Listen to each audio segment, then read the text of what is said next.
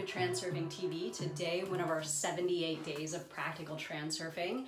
We are at day 59, decision making. Wow, decision making is a big one, right? Because we can either make a decision that leads us in a direction that maybe doesn't suit our intentions so well, or we can make a decision that leads us in a direction of our intentions. I really stopped, however, thinking like I had made the wrong decision back sometime in my past, like, oh, I shouldn't have done that, or that was the wrong decision, because I think everything's leading in the right direction, regardless if you misstep or not. But I'm curious to hear what this lesson is about. I have not yet read it, so let's get into it. Remember, before I do though, to like this video and comment below. My world is taking care of me to enter my daily giveaway for my reprogramming stickers, and soon new reprogramming stickers to come. They are going to be Tufty themed reprogramming stickers. So with that, I will get started. Day 59, decision making. When you consider how to act in any given situation, only your mind is working.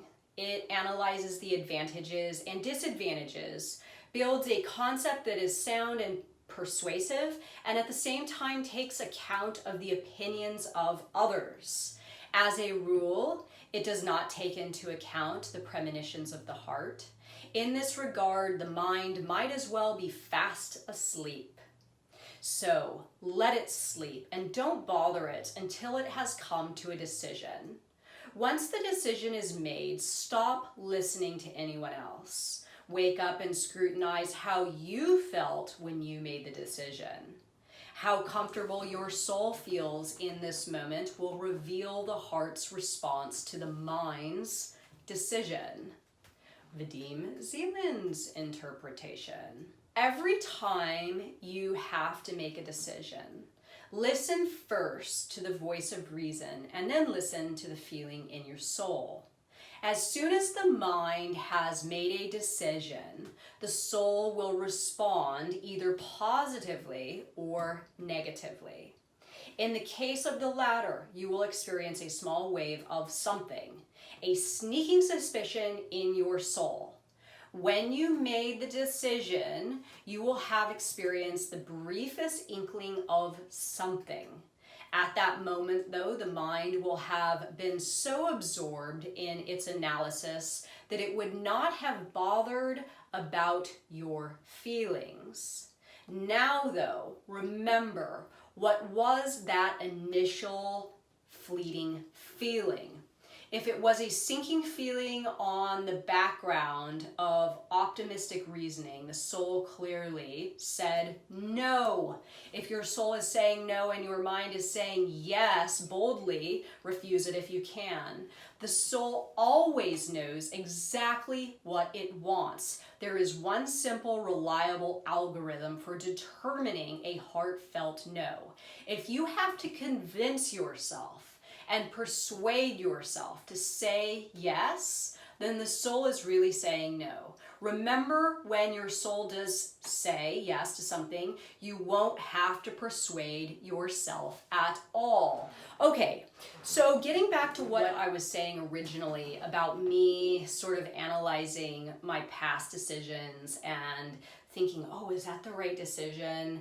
And why I kind of don't do that anymore, because again, I feel like I'm going in the right direction, so there's no reason to look back on my past decisions that I made and judge myself, right? However, I can look back on decisions that made things more challenging for me, or put me into an induced transition, or caused me to get wrapped up in some kind of pendulum that either caused me to suffer financial losses, or again, mindset, my mindset going in the wrong direction, or something quote unquote bad happening to me, right?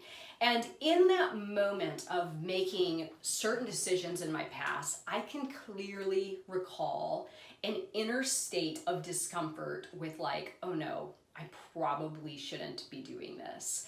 And it's very, like, looking back, that feeling was very visceral. It was very real. It was very obvious. But my mind was like, no, screw this. This is what we're going to do. And this is why I think it's a good idea. And I would allow my mind to override that inner voice and make the calls. And ultimately what happened was, I would get myself into some pretty sticky situations, right? So now what I do is when I hear that voice, even if I don't exactly understand what is going on, I listen to it. And shortly after, almost always, it's revealed to me of why I was being told to either do something or not do something. And in this, I have begun to trust this voice, right? Falling back on this voice and backing myself up once I make a decision that my heart or my soul is saying yes or no to, and then there's that period of time until it's sort of proven or revealed to me this is why you were being, this was your direction. Until that's happened, backing myself up is key. Really feeling as though I may not know it right now, but I will know it soon. And as soon as it's revealed to me, I will confirm that it is in fact the right thing to do, to listen to that internal voice, especially if it is a voice of discomfort. So what I like, or a voice voicing discomfort rather, what I like to say is this: I let my heart or my soul choose, and then I let my mind get involved in the logistics. Never, ever, ever the other way around. I never let my mind choose and then figure out where I can fit my heart or my soul into it. I let my heart or my soul choose, and then I let my mind get involved in the logistics. And in doing it this way, I am almost ensured 100% of the time that I feel confident in my decision making. So remember to like this video and comment below. I love Reality Transurfing. Actually, my world is taking care of me, the new phrase. And yep, like this video. Thank you so much for watching my video, everyone. Bye.